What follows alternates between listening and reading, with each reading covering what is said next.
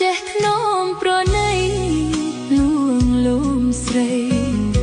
សុភាពព្រមទុំរូបរាងសង្ហាបងអូនណាគ្មានទោះចន្លោះត្រង់ណាថ្លៃប្រៀបដូចជាទេតាមកពីឋានសួគ៌ចុះមកជួបស្រីដើមទ្រូងប៉ះគ្នាអូនរាវស្រវាអូបងកាយភ្នែកអូនបិទទាំងសងអូនខ្សឹបប្រាប់បងថាគុំចោលស្រី